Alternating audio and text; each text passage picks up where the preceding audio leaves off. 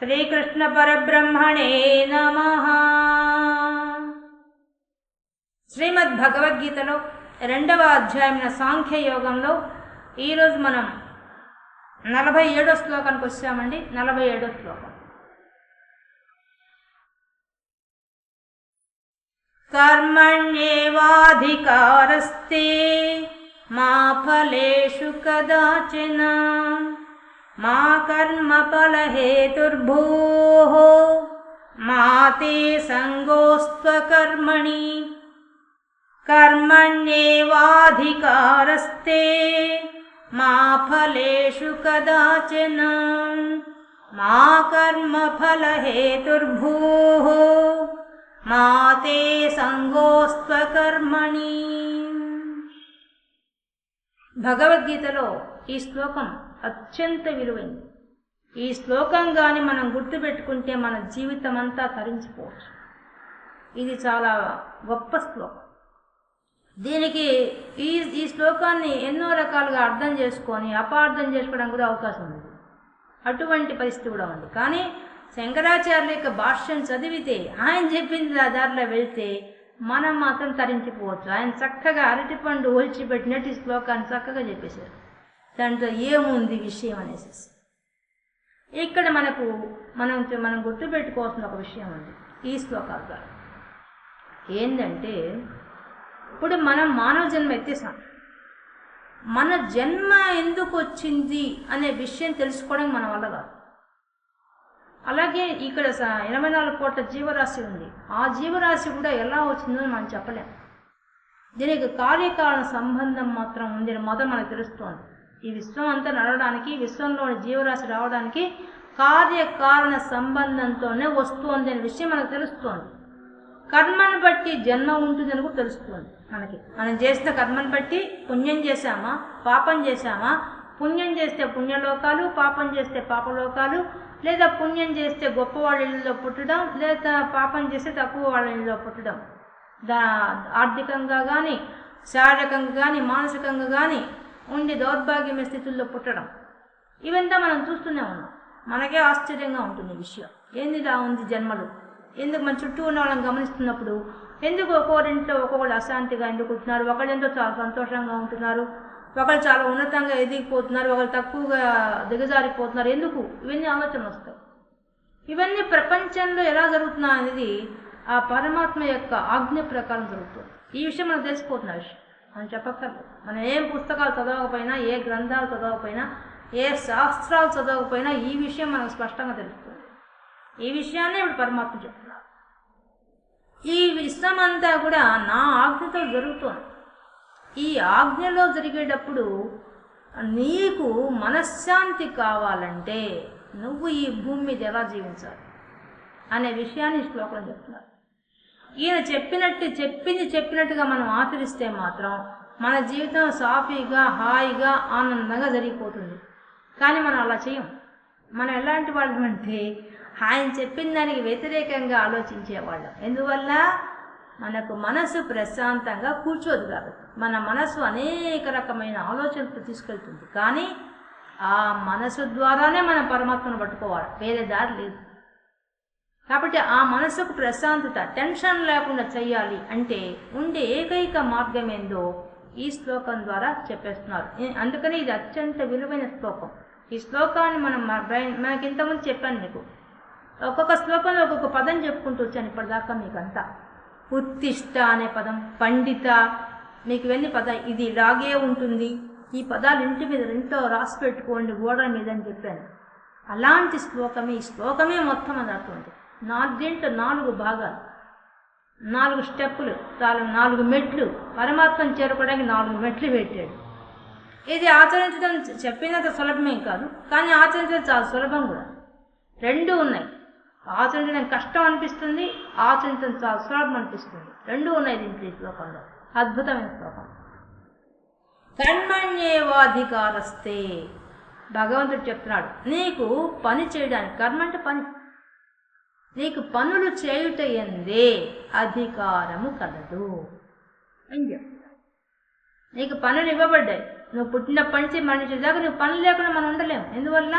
పని చేయడానికే పుట్టింది శరీరం వచ్చింది, అందుకే కర్మ శరీరం ఇది, భోగ శరీరం కాదు ఇది. భోగాలు అనుభవించడానికి పరిస్థితి ఎక్కడ ఉంటుంది? స్వర్గలోకంలో ఉంటుంది. నరకం అనుభవించే పరిస్థితి ఎక్కడ ఉంటుంది? నరకలోకంలో ఉంటుంది. కానీ ఇది కేవలము కర్మలు చేయడం కోసం పుట్టిందే మన దేహం. పుట్టినప్పటి నుంచి మనం కర్మలు చేస్తూనే ఉంటాం. నువ్వు ఏ పని లేకుండా కూర్చొని నీ బ్రెయిన్ పని చేస్తుంది, అది కూడా ఒక పనే. అందుకనే మనకేం చేశారు సౌందర్యాలు మొట్టమొదటి శ్లోకంలో చెప్తారు, ప్రణంతుం స్తోతుం వా. ఒక్క పదంతో భగవద్గీత సారాంశం చెప్పేశాడు ఆయన. ఇట్లా చెప్పాడండి. అసలు సౌందర్యలహరిలో ఆయన చెప్పిన భగవద్గీత సారాంశాన్ని చూస్తే ఎంత అద్భుతంగా చెప్పాడు. అసలు మొట్టమొదటి శ్లోకంలో చెప్పాడు ఆ విషయం. ప్రణంతుం, నువ్వు ఎలా నమస్కరించాలి అమ్మవారికి?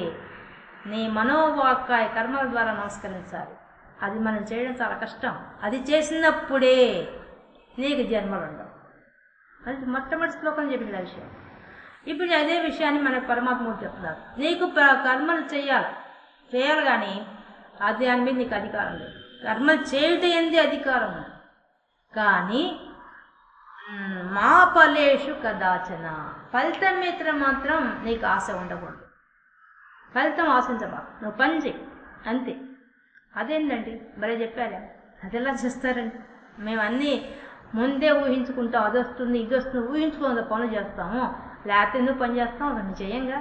ఇప్పుడు సౌందర్యంలో చదివితే మాకు పుణ్యం వస్తుంది, మాకేదో మాకుండే కోరికలన్నీ తిరిగిపోతాయి కదా, మేము సౌందర్యంలో చదువుతున్నాం. మీరు అట్ట కాదండి, ఆశించబాకంటే ఎట్లా, అది ఎట్లా కుదురుతుంది అని మనం అడుగుతాం. మన సామాన్యుడు అడిగే పరిస్థితి. కానీ జ్ఞాని అయిన వాడు ఏం అడగడు. ఎందుకు అడగడు? జ్ఞాని అయిన వాడి శ్లోకం చదవగానే అర్థమైపోతుంది. వాడికి ఏం అర్థమవుతుంది? నేను పరమాత్మను కావాలి, నాలో ఉన్న పరమాత్మను నేను చూడాలి, విశ్వమంతటా ఉన్న పరమాత్మను నేను చూడాలి అనే లక్ష్యం గలవాడు మాత్రం ఈ శ్లోకాన్ని యాజ్ ఇట్ ఈజ్గా ఆచరిస్తాడు. అంతే, తీసేసుకుంటారు. ఇంకా క్వశ్చన్స్ వేయడం అంటూ ఉండదు, సందేహం అనే మాట ఉండదు. అసలు ఏం చెప్పాడో ఆ చెప్పినట్టు చేస్తారు. వాళ్ళకి మనకి తేడాది, జ్ఞానులకి మనకు ఉండే తేడాది. కర్మణ్యేవాధికారస్తే, నువ్వు పనులు చేయట ఏందే నీకు అధికారం కాదు. ఏం పనులవి? సత్కర్మలు. సత్కర్మలు అంటే ఏంది? నిష్కామంతో ఉండాలి. ఒక్కొక్క ప్రశ్న పోతుంది లోపలికి, ఎంత లోవుతుందో చూడండి. నిష్కామం, నువ్వు కోరిక లేకుండా పని చెయ్యాలి. అది ఎలా చెయ్యాలి? శాస్త్రం చెప్పినట్టు చేయాలి. అక్కడితో ఆగుతుంది ఆ ప్రశ్నలు. ఎలా చేయాలంటే నువ్వు శాస్త్రం ఏం చెప్పిందో అది చెయ్యాలి, వేదం ఏం చెప్పిందో అది నువ్వు చెయ్యాలి. వేదానికి వ్యతిరేకంగా చేసావా పాపం వస్తుంది, అనుకూలంగా చేసావా పుణ్యం వస్తుంది. పాప పుణ్యాలు రెండు వస్తాయి. పాపం పుణ్యం ఉందంటే జన్మ గ్యారంటీ పుట్టాల్సిందే. అవి లేకుండా పోవాలి. జన్మ వద్దు అనుకుంటున్నావా నువ్వు? అవును, నేను జన్మ వద్దు అనుకుంటున్నాను. ఓకే, అయితే రా, నా చేపట్టుకొని వచ్చేసి కళ్ళు మూసుకొని నన్ను నమ్మి వచ్చేసి అని భగవంతుడు పిలుస్తున్నాడు ఈ శ్లోకం ద్వారా. ఎట్లా రమ్మంటావయ్యా? నీకు శాస్త్రం ఏం చెప్పిందో ఆ పని చేసుకుంటూ పోండి. నువ్వు చేసే పని నేనేం చెప్పానో అది చెయ్యి. నువ్వేం చెప్పావయ్యా? నీకు ఒక శ్లోకంలో మొత్తం చెప్పేసి ఆయన ఏం చెప్పాడు, శాస్త్రం ఏం చెప్పిందో మొత్తం ఒక క్లాస్ మొత్తం చెప్పేశాను మీకు, లిస్ట్ ఇచ్చేసాను మీకు. మొట్టమొదటి సత్యం పలకడం, తర్వాత అహింస, మా మత్తు పానీయాలు తీసుకోకుండా ఉండు, మా మాదక ద్రవ్యాల దగ్గర నుంచి ఏవి తీసుకోకూడదు, మా హితమైన భోజనం చెయ్యాలి, మా ఇతరులకు పరోపకారం ఇదం శరీరం, ఇతరులకు సేవ చేయడానికే, ఇతరులకు ఉపకారం చెయ్యాలి, అందుకే శరీరం ఇవ్వబడింది. ఇది గుర్తుపెట్టుకో. కానీ ఇది చేస్తున్నప్పుడు నేను చేస్తున్నాను అని ఉండకూడదు. అది ముఖ్యమైన విషయం. ఈ పదంలో ఉండే అంతరార్థం ఇది. ఏముండాలి? ఈశ్వరుని యొక్క అనుగ్రహంతో చేస్తున్నాను అని ఈశ్వరార్పణ బుద్ధితోనే పనిచేయాలి. అది ఈ పదంలో చెప్తున్న అంతర్లోపల ఉండే అర్థం. నువ్వు ఏ పనన్నా చెయ్యి, అది నాకు అర్పించేసేవయ్యా. ఏ పనన్నా చేసుకో, మంచి పనులనే సెలెక్ట్ చేసుకో, మంచి పనులే చెయ్యి, అవన్నీ నాకు ఇచ్చేస్తుంది అంతే. దాని మీద నీకు అధికారం ఉంది. పనులు చేయడం వరకే, కర్తవ్యం మాత్రమే నీది. అది చక్కగా చేయాలి. శాస్త్రం ఏం చెప్పిందో అట్లే చేయాలి, అలాంటి తప్పులు చేయకూడదు. నేను దుష్ట భావనలు నాకు ఉంటాయి, నాకు దుష్ట బుద్ధి ఉంటుంది, అలా చేస్తాను అనడం మాత్రం నువ్వు చేయడానికి వీల్లేదు. ఇట్లాంటివన్నీ కుదరవు. నువ్వు చేయడం అంతా పర్ఫెక్ట్గా చేయాల్సింది. చేసేటప్పుడు ఎలా ఉండాలి? నిష్కామంగా ఉండాలి. ముందు శ్లోకాలు చెప్పేశారు, ఆ పదం బదలదని వ్యవసాయాత్మిక బుద్ధిని ముందు చెప్పేశారు. నిశ్చలంగా, నిర్మలంగా, నువ్వు పని సత్కర్మలే చెయ్యాలి, అది కూడా నిష్కామంగా చెయ్యాలి, కోరిక లేకుండా చెయ్యాలి, అది కూడా భగవంతుడికి అర్పిస్తూ చెయ్యాలి. అది చేసినప్పుడు ఏమవుతుంది? కర్మణ్యేవాధికారస్తే మా ఫలేషు కదాచన. ఫలితం ఆశించబాక, ఫలితం గురించి పట్టించుకోబాక. ఫలితం గురించి పట్టించుకోబాక అంటే ఫలితం లేకపోతే మనం టార్గెట్స్ మనకు ఉండవు, కానీ ఫలితమే పెట్టుకో. ఎంతవరకు? ఫలాన్ని చదివితే నేను పాస్ అవుతాను అంతే, మొట్టమొదటి రోజు అనుకో, తర్వాత దాని గురించి వదిలేసి నువ్వు నీ చదివే పని మీద కాన్సన్ట్రేషన్ చేయి. ఆ ఫలితం వస్తే నేను అమెరికా పోతానా, లేకపోతే నెక్స్ట్ ఇంజనీర్ అవుతానా, డాక్టర్ అవుతానా, ఇవన్నీ ఆలోచించద్దు. నువ్వు మాత్రం చదువు అంతే. ఇంతే నీ డ్యూటీ. నీకేం డ్యూటీ ఇవ్వబడింది ఈ ప్రపంచంలో వచ్చిన తర్వాత నీకు డ్యూటీలన్నీ డిసైడ్ అయిపోతాయి. నువ్వేమీ ఎత్తుకోని అవసరం లే. నువ్వు పుట్టంగానే తల్లి తండ్రి నీ సంరక్షణలో ఉన్నారా, తల్లిదండ్రులు చెప్పిన మాట వినాలి, స్టార్ట్. అక్కడి నుంచే కర్మలు స్టార్ట్. వాళ్ళు చెప్పిన తూచా తప్పకుండా పాటించాల్సిందే. దాన్ని వ్యతిరేకంగా పోయామంటే మళ్ళీ జన్మలు గ్యారంటీ అయిపోయాయి. నువ్వేం పనులు వెతుక్కోవాల్సిన అవసరం, నీ పనులన్నీ ఆల్రెడీ డిసైడెడ్ నువ్వేం చేయాలో. కానీ చేసే పనిలో మాత్రం ఇన్వాల్వ్ కావద్దు, ఆ ఫలితం మీద ఇన్వాల్వ్ కావద్దు అని చెప్తున్నాడు. ఇంకా మా కర్మ ఫల హేతుర్భోహు, ఇంకా ముఖ్యమైన విషయం ఇది. మనం చేస్తున్న పని మీద ఫలితం ఎప్పుడైతే కర్మలు చేస్తూ ఫలితం ఎక్కువ ఆశించామంటే అవి జన్మలకు హేతువు, కారణం అవుతాయి. హేతు అంటే కారణం. ఏం కారణం అవుతుంది? కర్మఫలం. కర్మఫలం అంటే పుట్టడం, చావడం. ఆ చక్రంలో మళ్ళీ కూర్చుంటాం. ఇదే నీకు జరగబోయి, ఈ తంతే జరగబోతుంది. కాబట్టి నువ్వు పుట్టడం, చావడం అనే చక్రంలో ఇరుక్కుంటావా? నేను చెప్పినట్టు వింటావా? జ్ఞాని అయితే నువ్వు చెప్పినట్టు వింటానే మహానుభావ, నాకు అవసరం లేదంటాడు. మనలాంటి వాడు ఏం క్వశ్చన్స్ వేస్తాం? ఓ అమ్మ ఎన్ని ప్రశ్నలు వేస్తాం. ఇప్పుడు మనం చేసే ప్రతి పని గురించి మనం అడగమంటే ఇన్ని లిస్టు, కోట్ల కొద్ది లిస్టు వచ్చేస్తాయి మనకి. కానీ జ్ఞానికి అజ్ఞానికి తేడా. జ్ఞాని ఇవన్నీ ప్రశ్నలేడు, వెంటనే ఆయన చెప్పింది చెప్పినట్టు చేస్తాడు. శాస్త్రం ఏం చెప్పింది దాన్ని ఆచరించేస్తాడు, దాంట్లో తూచా తప్పకుండా ప్రాక్టీస్ చేస్తాడు. అంతే వాళ్ళు చేసేది. దాన్ని ఫలితం ఏమొస్తుంది అని ఆలోచించడు. నా చేసే పని వల్ల చెడ్డ పేరు వస్తుందా, మంచి పేరు వస్తుందా, విజయం వస్తుందా, గెలుపు వస్తుందా, ఓటమి వస్తుందా, దాంట్లో లాభం వస్తుందా, నష్టం వస్తుందా, సుఖం వస్తుందా, దుఃఖం వస్తుందా, ఏమి చూడదు, అన్నీ ఈక్వల్గా చూస్తారు. అది జ్ఞానికి మనకు తేడా. మనమైతే అబ్బా అదెంత కష్టం అండి, మేము చేయలేము, మామూలుగా అనేస్తాం. అంటే సుఖానికి ఎక్కువ విలువ ఇస్తాం. ఆ దుఃఖం వస్తుందంటే మేము చేయం, మామూలుగా అని మన చేతులు ఎత్తేస్తాం. కానీ భగవంతుడు అది కూడా ముందే చెప్పేశాడు. ఈ విషయం కూడా ముందే చెప్పాడు. మీరు చేయని అంటారని ముందే చెప్పాడు. స్వల్ప కర్మస్తి, నువ్వు చాలా కొద్దిగా చెయ్యి, అల్పం, చాలా కొద్దిగా నేను చెప్పిన నిష్కామ కర్మ చేసుకుంటూ పోయావా, దీనికి ఒక్కరోజు నువ్వు చేసిన దానికి ఫలితం నేను ఇచ్చేస్తాను ముందే చెప్పేశాడు. ఆ భరోసా మనకి ఇచ్చాడు కాబట్టి మనకి ధైర్యం. ఒకరోజు చేసేది ఓడిపోయిందా ఇబ్బంది ఏం లేదు.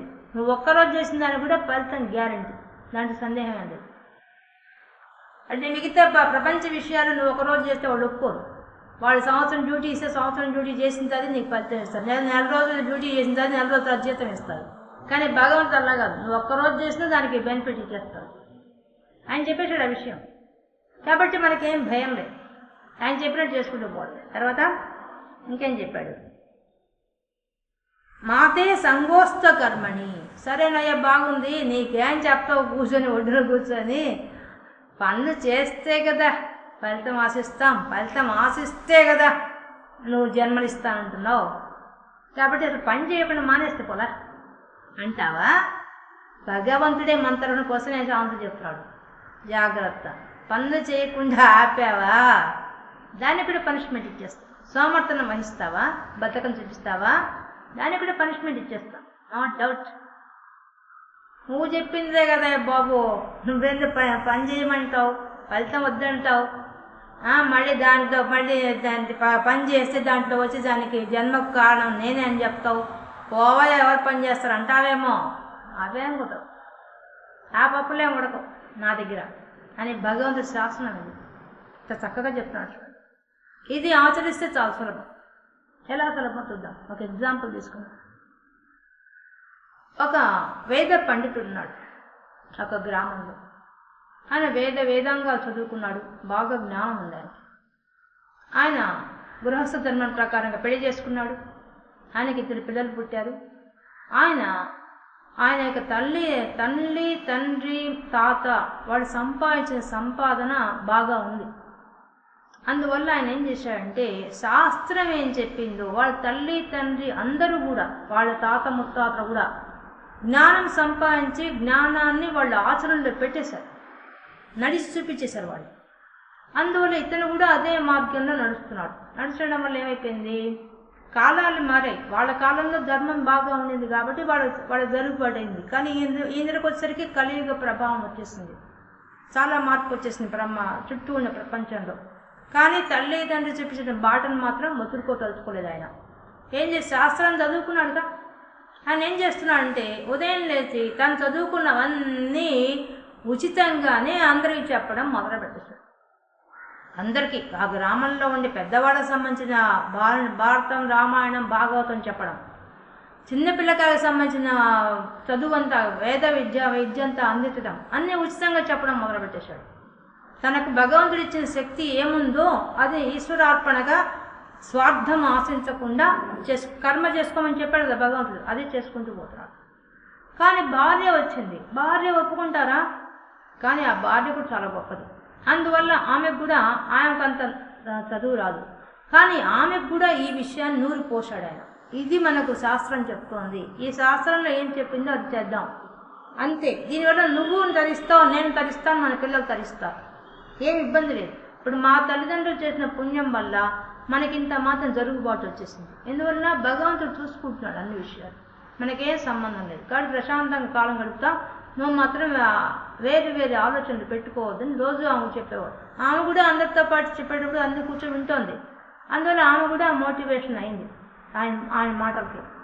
తద్వారా ఏమైపోయింది, రోజు జరిగిపోతున్నాయి, ఎవరిని ఏమీ ఆశించడు అని. వాళ్ళిద్దరు ఒక నియమం కూడా పెట్టుకున్నారు. ఎవరన్నా బీదవాడు పెళ్లి చేసుకుంటున్నామంటే వాళ్ళకి తాళి బొట్టు అవన్నీ ఇవ్వడం, అవి కూడా పెట్టుకున్నారు. ఎవరిని పెళ్లి ఖర్చులు మేము పెట్టుకోలేమంటే అవి కూడా ఇవ్వడం, అవన్నీ కూడా వాళ్ళు పట్టు పెట్టుకున్నారు. ఇంకా ఆ గ్రామంలో వీళ్ళ సహాయం పొందని వాళ్ళు లేరు. ఎందువల్ల ఆయన శాస్త్రం చదువుకున్నాడు, ఆయన పంచాంగం చూడడం వచ్చు. ఊళ్ళో ఉన్నవాడు ఏ శుభకార్యమైనా, ఎప్పుడు ఏ ముహూర్తం పెట్టుకోవాలన్నా ఏదైనా ఈయన్ని అడగాల్సింది. మళ్ళీ అశుభకార్యానికి కావాల్సిన వాటికి ఆయనే సలహా చెప్పాల్సింది. ప్రతి ఇంటి గుమ్మానికి ఈయన సహాయం లేకుండా జరుగుబాట్లేదు అక్కడ. అంత గొప్పగా బతుకుతున్నాడు. బతుకుతుంటే కొంతకాలానికి తెలిసిపోతుంది, భార్య తెలిసిపోతుంది. ఏమని, వాళ్ళ తరతరాలుగా వచ్చే సంపద కరిగిపోతుంది. ఎంత డబ్బు అవుతుంది, దానాలు చేసుకుంటూ పోతున్నాడు కానీ ఒక్కరించి ఒక పైసా ఆశించడం లేదు, ఎవరు తీసుకోవడం లేదు కూడా. ఆమె గుర్తు చేసింది, మనకు పిల్లలు ఎదిగొస్తున్నారు, విద్యా బుద్ధులు అంటే నువ్వు నేర్పిస్తున్నావు కాబట్టి ఎక్కడికి పోవడం లేదు, ఖర్చులు లేవు. రేపు పెళ్ళి ఆడపిల్లలకు పెళ్లి చేయాలి కదా, అక్కడ డబ్బులు ఎక్కడి నుంచి వస్తాయి? నువ్వు ఇప్పటికైనా నోరు తెరిచి ఏదో ఒక పనికైనా నువ్వు సలహా డబ్బులు తీసుకో, గ్రామస్తుల దగ్గర నుంచి ఏదో ఒకటి ఇవ్వకుండా పోతారా, తీసుకో అని చెప్పమాట. లేదు, నేను నా తండ్రి చెప్పిన మార్గంలో వెళ్తాను కాబట్టి నేను తీసుకోను అని చెప్తాడు. నీకెందుకు, నీకు కావాల్సినవన్నీ వస్తాయి, నువ్వు నిదానించు, నువ్వు అనవసరంగా టెన్షన్ పడబాకని చెప్తాడు. కానీ ఆమె స్త్రీ కదా, ఆమె ఎట్ట ఓర్చుకుంటుంది, ఆమె ఓర్చుకోలేకపోతుంది. ఒకరోజు ఒక బీదవాడు వచ్చి వాడి ఇంటి ముందు నిలబడతాడు. వచ్చి నిలబడి ఏం కావాలంటే మా అమ్మాయికి పెళ్లి కుదిరింది అంటాడు. వెంటనే ఆయన మంగళసూత్రం తెచ్చిస్తారు. అప్పుడు ఆయన, అయ్యా మిమ్మల్ని అడగడం చాలా కష్టం అనిపిస్తోంది, నేను పెళ్లి ఖర్చులు కూడా పెట్టుకోలేంత దుస్థితిలో ఉన్నానని చెప్పి మంచి సంబంధం వచ్చింది, ఈ సంబంధాన్ని నేను కాదనలేను, కాబట్టి వాళ్ళు ఏం అడగలేదు కట్నం కానుకలు, కానీ పెళ్లి చేయాలి కదా, నేను దానికైనా డబ్బులు కావాలి కదా, నాకు అది కూడా లేదయ్యా అని తల ఉంచుకొని చెప్పాడు. అప్పుడు ఆయనకి బాధ అనిపించేసింది. భార్యను పిలిచి లోపల ఉండే ఎంత డబ్బు ఉంటే అంత తెచ్చిచ్చేసింది చెప్పాడు.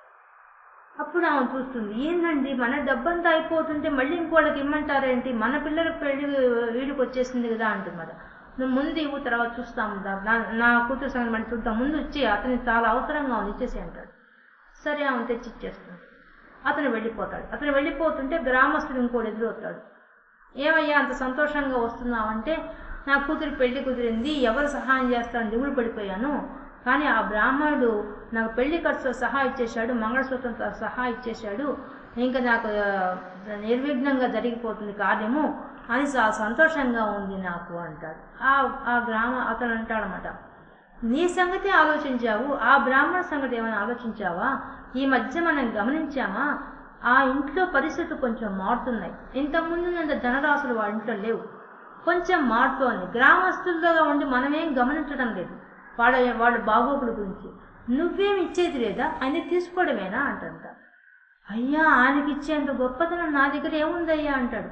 ఆలోచించు, ఏదో ఒకటి మన శక్తి తగింది ఏదో ఒకటి ఉంటుంది, అదన్నా ఇద్దాం ఆయనకి.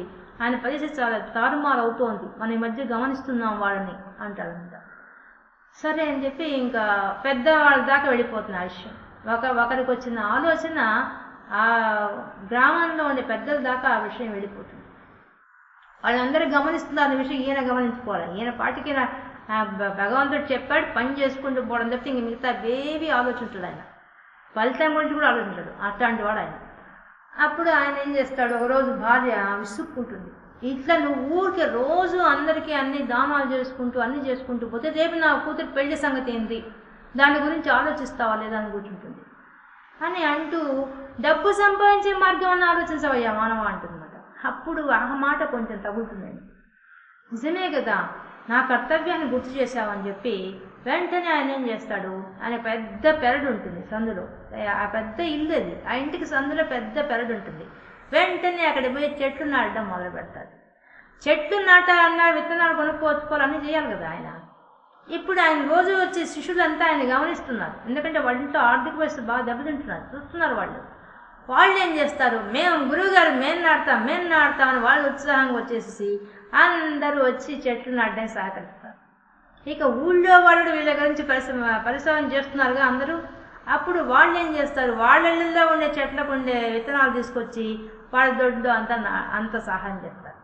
ఇక పెద్దవాళ్ళంతా కలిసి ఒక నిర్ణయానికి వస్తారు, ఈ బ్రాహ్మణుడు మనం చూసినప్పటి నుంచి ఆ కుటుంబంలో ఉండే పెద్దవాళ్ళ దగ్గర నుంచి మనం చూస్తున్నాం, వాళ్ళు స్వధర్మానికి తప్ప ఇంకా దేన్ని ఆశించకుండా పరోపకారం కోసమే జీవిస్తున్నారు.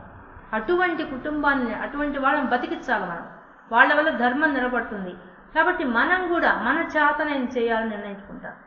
అప్పుడు ఒక్కొక్క రోజు వచ్చి అమ్మ మా ఇంట్లో ఇవాళ బాగా పాడి పశువు ఈనింది అని చెప్పి ఒక ఆమె వచ్చి పాలు ఇచ్చిపోతుంది, ఒక ఆమె వచ్చి పెరుగు ఇచ్చిపోతుంది, ఒకరు వచ్చి నెయ్యి ఇచ్చిపోతారు. ఈ విధంగా రోజు రోజుకి గ్రామస్తులు వాళ్లకున్న శక్తితో ఒకరు వచ్చి మా పంటలు బాగా పండాయి స్వామి ముహూర్తం పెట్టినందువల్ల అని చెప్పి 2 బస్తాలు బియ్యం వేసిపోతారు.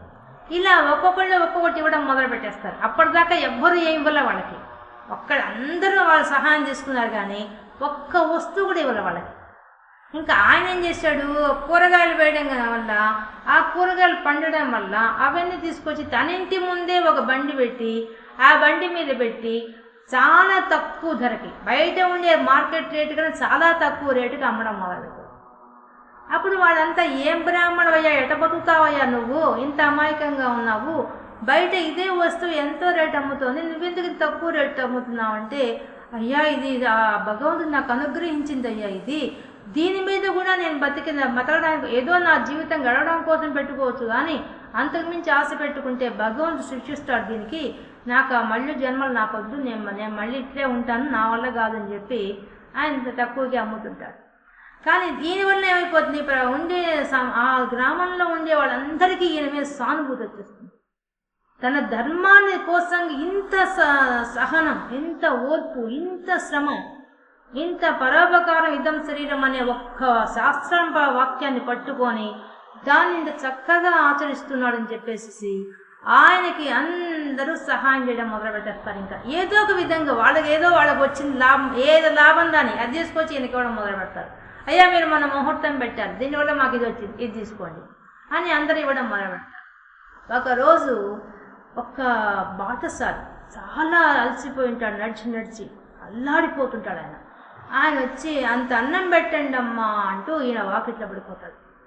అయ్యయ్యో సాటి మానవుడు ఆకలితో పడిపోయాడంటే వెంటనే ఆయన తీసుకోపోయి లోపల కూర్చోబెట్టి ఆయనకు స్నానం చేయించి సేద తీర్చి అన్ని ఉపచారాలు చేసి భార్యకు చెప్పి తొందరగా వంట చేసి పెట్టు అని చెప్పి లక్షణంగా అన్ని వంటలు చేసి పెడతారు.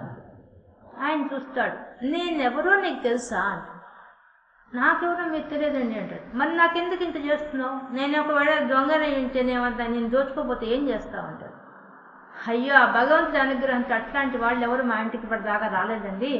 మిమ్మల్ని చూస్తే అట్లా అనిపించడం చాలా గొప్పవాళ్ళ, అందరికంటే గొప్పవాళ్ళ కనిపిస్తున్నాను. నాకు మీద గొప్పతనం కనిపిస్తోంది. ఎంత ఆకలితో పడిపోయావు, ఎంత నీరసం వచ్చి పడిపోయావు, అసలు ఏం సమస్య వచ్చి పడిపోయావు చెప్పు, నా చేతనే సహాయం నీకు చేస్తానంటాడు. అప్పుడు ఆయన పెద్దగా నవ్వుతాడు. నీవు ఇంత అమాయకంగా ఉన్నావేంది? నేను ఇప్పటిదాకా ఇట్లాంటి మాట్లాడమని ఎక్కడ చూడలేదు, నువ్వు తప్ప. ఎందుకు ఇలా చేస్తున్నావు అంటాడు. ఎందుకంటే నాకు శాస్త్రం చెప్పింది చేస్తాను, మా తల్లిదండ్రులు ఇలా చేశారు, నేను అలాగే చేస్తున్నా అంటాడు. అప్పుడు ఆయన, సరే నాకు ఆకలి అన్నం పెట్టావు కదా, నీకు నేనేం ప్రత్యుపకారం ఏం కావాలి చెప్పు అంటాడు. నాకేం ఇస్తావు ఆ ప్రత్యుపకారం? నాకేం అవసరం లేదు, భగవంతుడి దయవల్ల మేము బాగానే ఉన్నాము, ఆయన ఏమి ఇస్తే అది తీసుకుని హాయిగా ఉన్నాం మేము, మాకేం అవసరం లేదంటాడు. ఆయన ఒక నవ్వుతాడు. నీకు కావాల్సింది ఒకటి ఉన్నది, అది తీసుకోవాలి నువ్వు అంటాడు. ఏంది అది అంటాడు. నీ కోరికల్లా ఏంటంటే నాకు తెలియదు అనుకుంటున్నావా? నీకు ఇంకో జన్మ వద్దనే కదా ఇంత బాగా తాపత్రయపడుతున్నావు. ఇంకో జన్మ లేని స్థితిని ఈ జన్మకే నీకు ప్రసాదిస్తున్నా అని చెప్పేసి ఆయన తనలో కలుపుకుంటాడు ఈశ్వరుడు. ఇంత గొప్ప వాళ్ళు మన భారతదేశంలో ఉన్నారండి. నిజంగా జరిగిన కథలు ఇవన్నీ. ఇట్లాంటి వాళ్ళంతా, ఇటువంటి కుటుంబాలంతా మనలో ఉన్నాయి. ఎందుకంటే శాస్త్రం భగవంతుడు ఏం చెప్పాడో నిష్కామంగా చేయడం అనేది వాళ్ళ వల్ల సాధ్యమైంది. కానీ మనం ఈ రోజులో ప్రతిదానికి ఇప్పుడు ఈ శ్లోకాన్ని తిప్పించి మాట చదువుకుంటాం. ఏమని? ఫలితం అడగకూడదా? మేము ఫలితం లేదు పని ఏం చూస్తాం అని అడుగుతారు. నిజానికి ఫలితము ఆశించాలి. ఎంతవరకు ఆశించాలి? ఆశించిన దాన్ని ఆశ మీదే కాన్సన్ట్రేషన్ చేయకుండా చేసే పని పర్ఫెక్ట్గా చేయాలి. ఏం వస్తుంది అని ఆలోచించకూడదు. అలా ఆలోచిస్తే మనకు వచ్చే ఫలితాలు ఎలా ఉంటాయో మనం చెప్పలేము. అసలు మన వల్ల కాదు. ఎంత ఫలితం వస్తుంది, ఎంత దూరం వస్తుందో కూడా మనకు తెలియదు. ఇప్పుడు ఒక చెట్టు నాటామండి, ఒక విత్తనం తెచ్చి నాటాం. ఆ విత్తనానికి కావాల్సిన పరిస్థితులు ఎన్నో ఉంటాయి. అది మొలకెత్తడానికి ఎందుకు కావాలి? దానికి నీరు కావాలి, గాలి కావాలి, ఎండ కావాలి, భూమి బాగుండాలి, వాతావరణం అనుకూలించాలి, లోపల నుంచి ఆ విత్తనం పైకి రావాలి. నువ్వు విత్తనం మాత్రం నాటగలవు, విత్తరించి బయట తీసుకురావాల్సిన వాడు ఎవరు? భగవంతుడే. ఈ విషయం మనం అందరం గుర్తుపెట్టుకోవాలండి. మనం ఎక్కడి దాకా ఆలోచిస్తామంటే మన జీవితంలో ఇవన్నీ వచ్చాయి అంటే మన గొప్పతనం అనుకుంటాం. మనం పనులు చేస్తున్నాం అంటే మన గొప్పతనం అనుకుంటాం. అదే మనం చేసే పని. ఒక చిన్న చెట్టు రావడానికే భగవంతుడి అనుగ్రహం లేకపోతే రాగనప్పుడు మనం చేసే ప్రతి పని అక్కడి దాకా ఎందుకు? మన జన్మే చూడండి, మన జన్మే మన చేతిలో లేనప్పుడు మనకు వచ్చే ఫలితాల గురించి మనం ఏంది ఆశించు? ఎవరం మనం? ఎంత అల్పులం. ఒక విత్తనం నాటి ఆ విత్తనం నా వల్లే వచ్చిందని చెప్పారనుకో, అంతకంటే మూర్ఖత్వం ఇంకోటి ఉంటుందా? మన వల్ల వస్తుంది అసలు? మనం ఒక తొట్టి నిండా తులసి విత్తనాలు, దాంట్లో 4-5 చెట్లు వస్తాయి, అన్ని రావు. అంటే అది చేస్తున్నవాడు ఎవరు? అన్ని విత్తనాలు ఎందుకు రావడం లేదు? ఆ కర్మ ఫలితాన్ని బట్టి ఏవి రావాలో డిసైడ్ చేసేది ఆయన పైనుంచి. It is common point. ఈ శ్లోకంలో ఒక కామన్ పాయింట్ కూర్చోంది. ఏంటది? నీ పుట్టుక దగ్గర నుంచి నీ మరణం దాకా ప్రతి దాని మీద భగవంతుడి యొక్క ఆజ్ఞ ఉంది. కానీ ఆ ఆజ్ఞను నువ్వు పట్టుకోవాలనుకుంటే ఉండే దారి ఎందుకు చెప్తున్నాడు ఈ శ్లోకాల ద్వారా? ఏముంది దారి? కర్మణ్యేవాధికారస్తే, నువ్వు పనులు చేయడానికి మాత్రమే అధికారం ఉంది. పనులు చెయ్యి, అది సక్రమంగా చెయ్యి, మంచి పని చెయ్యి. పరోపకారార్థం ఇదం శరీరం, ఈ శరీరం నీకు ఇవ్వబడింది నీ కర్మలు చేయడానికి. ఎందుకు ఇచ్చారు ఈ శరీరం? ఇతరుల కోసమే ఇచ్చారు, ఇతరులు సుఖపడ్డానికి కోసం. మనకు ఇవెంత శాస్త్రాలు మనకు ఎన్నో గొప్పగా చెప్పేసాయి. మన చుట్టూ ఉన్న ప్రపంచాన్ని గమనిస్తే, మనం గమనించినట్టయితే మన యజ్ఞం అంటాం. యజ్ఞం అంటే అర్థమేంటి? త్యాగపూర్వకమైన క్రియ. దాని అర్థమే అది. అంత త్యాగమే ఉంటుంది. నువ్వు చేసే ప్రతి పని త్యాగపూర్వకమైన క్రియ. మనం చేసే భక్తి మార్గంలో మనం వెళ్ళే పూజ చేసేది కూడా త్యాగపూర్వకమైన క్రియ. దాంట్లో అసలు రహస్యం అదే. అంటే నువ్వు త్యాగం చేస్తున్నావు. ఏం త్యాగం చేస్తున్నావు? నీ మనసులో ఉండే దుర్గుణాలను తీసేయాలి. మంచి మనసుతో ఈ శరీరం ఇచ్చిన దానికి, కర్మ జీవితాన్ని ఇచ్చిన దానికి ఈశ్వరార్పణతో చేయాలి పని. ఈశ్వరార్పణ నేను ఒక త్యాగం చేయాలి, చేస్తేనే నీకు ఫలితం వస్తుంది. ఫలితం నువ్వు అడగక్కర్లేదు, ఆయన చేస్తాడు. నేను ఫలితం చూసుకుంటే పని చేస్తామంటే దానింత మూర్ఖత్వం అనుకోవట్లేదు. ఇప్పుడే మీకు చెట్టు ఉదాహరణ చెప్పాను. చెట్టు నాటేంత వరకే నీకు అధికారం ఉంది. చెట్టు రావాలా, భూమిలోంచి పైకి రావాలా, అది వెదగాల, అది పండ్లు ఇవ్వాలా లేదా అని డిసైడ్ చేసేవాడు ఆయన. నన్ను చెప్పలేదు ఆ విషయం. అక్కడే మన బతుకు కూడా అంతే కదా. కాబట్టి మనం కూడా ఎప్పుడు ఎలా ఏ విధంగా ఉంటామనేది మన నిష్కామంగా పనిచేస్తేనే దానికి ఫలితం ఖచ్చితంగా ఉంటుంది. ఆ ఫలితం ఎలా ఉంటుంది అనేది నీ బుద్ధికి తగ్గింది కాదు. నీ బుద్ధి, నీ అర్హత ఏందని ఆయనకు తెలుసు, మనకు తెలియదు. మనం ఎంత ఆలోచిస్తాం, మనం చూసిన ప్రపంచంలో ఇంతే హై లెవెల్ అనుకుంటాం. ఆయన హై లెవెల్ వేరే, ఆయన ఆలోచన విధానం వేరే. భగవంతుడి తత్వంలో ఉండేది చాలా హై లెవెల్ ఉంటుంది. మనం అల్పంగా ఆలోచిస్తాం, ఈ ఐక్యమైన వాటిలోనే ఆలోచిస్తాం. ఈ పాస్ అయితే ఇంటర్మీడియట్కి వెళ్ళిపోతాను అంతవరకు ఆలోచిస్తాం. నువ్వు పాస్ అయ్యి నీవు జీవితంలో ఎదగడానికి మానసికంగా ప్రశాంతంగా బతికే స్థితి ఇవ్వగలవాడు భగవంతుడు ఒకడే, ఇంకెవ్వరు కూడా. నువ్వు ఏది పెట్టుకున్నా, నువ్వుగా టార్గెట్స్ పెట్టుకున్నా అన్నిటి టెన్షన్ ఉంటుంది చూసుకోవాలి. కానీ అదే భగవంతుడికి అర్పిస్తూ ఏ పని చేసినా దాని వెనక ఆయన అండ ఉంటాడు. ప్రతి దగ్గర మన ఎదురుగ్గా ఉంటే వెనకే ఉంటాడు, ఎక్కడికి పోడు, పక్కనే ఉంటాడు. మనకుండేది మన జీవితంతో, మన పుట్టుక నుంచి మన వెంట ఉండేది మరణం అనేది ఒక్కటే. మన ప్రాణవాయువు దగ్గర కూర్చో ఉంటుంది మన మరణం. దాంతో ఒక్కదాంతోనే మనం అనుబంధం ఎక్కువగా ఉంటుంది. మనం టచ్లో ఉండేది దాంతోనే. మనం చూడండి కావంటే ఇప్పుడు ఇన్ని గంటలు గడిచిపోయిందంటే ఎన్ని గంటల మరణం అయిపోయింది, ఎన్ని గంటల గాలి తీసుకునే పని అయిపోయింది. మరణంతోనే మనం ఎక్కువ టచ్లో ఉంటాం, ఎప్పుడు ప్రతి నిమిషం దాంతోనే ఉంటాం. కానీ దాన్ని కూడా కంట్రోల్ చేసే శక్తి ఎవరికి ఉంది? ఆ పరమాత్మకి. మనలో కూర్చొని ఆత్మస్వరూపం కూర్చొని ఆయన ఉన్నారు. కాబట్టి ఆయన చెప్తున్నాడు, నువ్వు నన్ను నమ్ముకో, ఈశ్వరార్పణగా పని చెయ్యి, నేనున్నా నీకు, నేను చూసుకుంటా, నీకు ఫలితం ఇవ్వాలి. నువ్వెందుకు ఆలోచిస్తావు దాని గురించి? పని సక్రమంగా చేసుకుంటూ వెళ్ళిపో. నీకు ఇచ్చిన పని ఏంది, శాస్త్రం ఏం చెప్పిందో చేసుకుంటూ పో, అంతే. వెనకటి చూడబాకుండా చేసుకుంటూ వెళ్ళిపోతుంది అంతే. దానికి ఏం ఫలితం నీకేం ఇవ్వాలో ఆయన డిసైడ్ చేస్తాడు. ఇప్పుడు మనందరం ఇప్పుడు నేను మాట్లాడుతున్నాను, నా మాటలు రావాలంటే ఎక్కడి నుంచి రావాలి? ఆది పరాశక్తి అలా మనకు వచ్చేసి చెప్పేసి లలిత పరా పశ్యంతి మధ్యమా వైఖరి రూపా.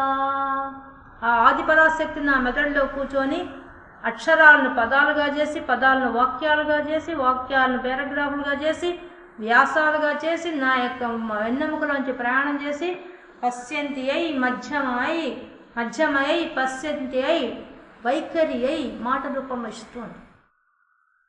ఈ మాటలంతా కూర్చున్న వాళ్ళు ఎవరు? దీంట్లో మాట రావడానికి, ఆ శబ్దం రావడానికి మూలశక్తి ఆమె పరాశక్తి, ఆది పరాశక్తి. ఆ శక్తి లేకపోతే నీకు మాటలు ఎక్కడి నుంచి వస్తున్నాయి? నీలో ఉండే మాట, నీలో ఉన్న ఊపిరి అన్నీ ఆ భగవంతుడైనప్పుడు నువ్వెవరు ఫలాల గురించి ఆలోచించడానికి? ఎంత మనమెంత, మన ఆలోచన ఎంత, మన పరిధి ఎంత? నీకు ఇచ్చిన ఆలోచన ఏంది? కేవలం భగవంతుని యొక్క స్మరణ కోసం ఇచ్చాడు ఈ జీవితాన్ని. దాన్ని తప్పించి మిగతా ప్రపంచ విషయం అన్నింటింట పరిగిస్తున్నావు.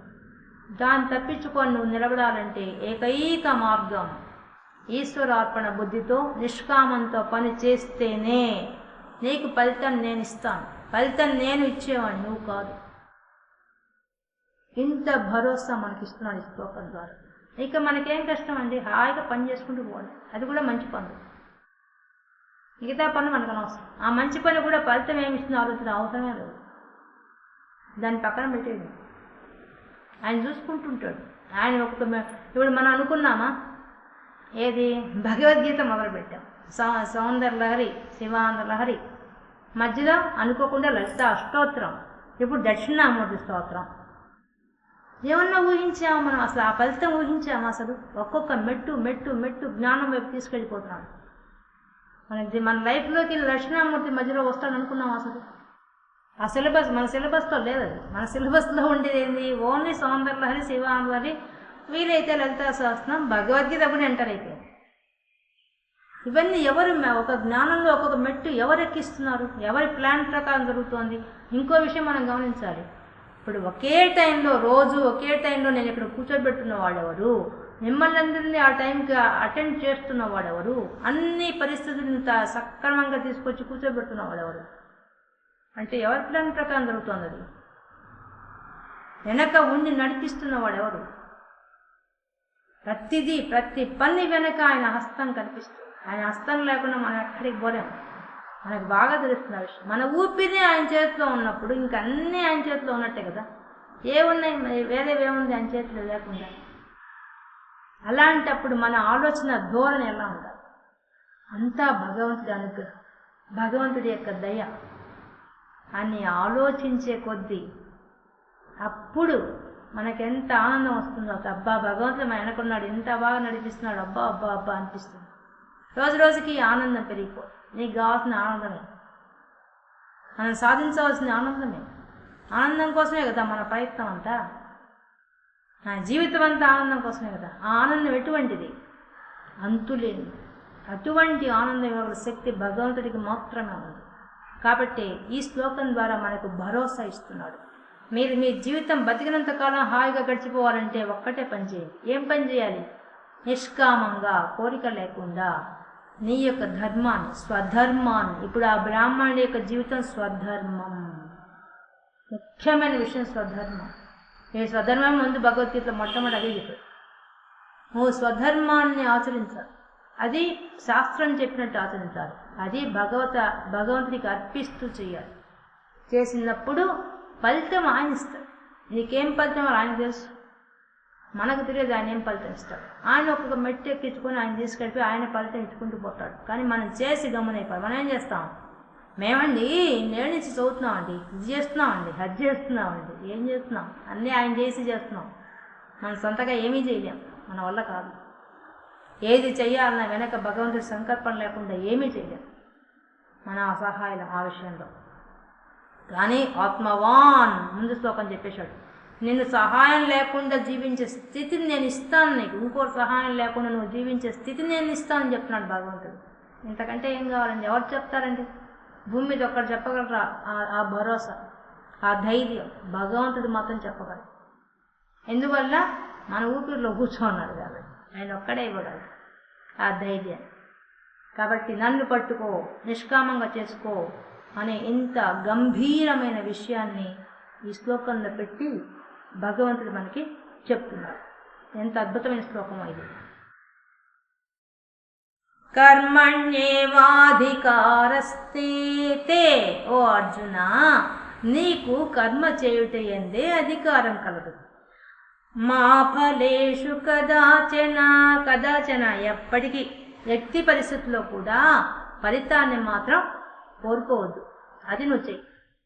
మా కర్మ ఫలహేతుర్భూ, కర్మ ఫలం. నువ్వు కర్మ చేసావనుకో, దాని మీదే ఆసక్తి చేసావనుకో, అప్పుడేమైపోతుంది? హేతువు, కారణం అవుతుంది. దేనికి? కర్మఫలం అనుభవించడానికి. కర్మఫలం అంటే ఏంటి? పుట్టడం, చావడం. పుట్టడంలో కూడా ఎటువంటి జన్మ? స్వర్గాది లోకాలు పోయే జన్మ, లేదా పాపపు జన్మ, పుణ్యజన్మ, పాప జన్మ, అది కూడా డిసైడ్ అయిపోతుంది. దానికి కారణం ఎవరవుతావు? నువ్వే అవుతావు. నీకు నువ్వే చేసుకుంటావు ఆ పని.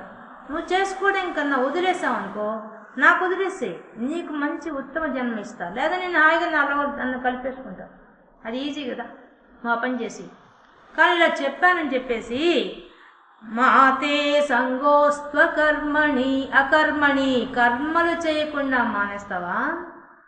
నువ్వే చెప్పావు కదా, ఒకసారి ఏమో కర్మ ఫలం వద్దంటావు, నువ్వే కర్మలు చేయకపోతే, కర్మలు చేస్తే జన్మలు వస్తాయని చెప్తావు. మేము కర్మలు చేయకుండా కూర్చుంటా అంటావు. బద్ధకంగా కూర్చుంటావా? బద్ధకంగా కూర్చోలేవు. ఎందువల్ల? నువ్వు బద్ధకంగా కూర్చున్న తిండి తినాలిగా.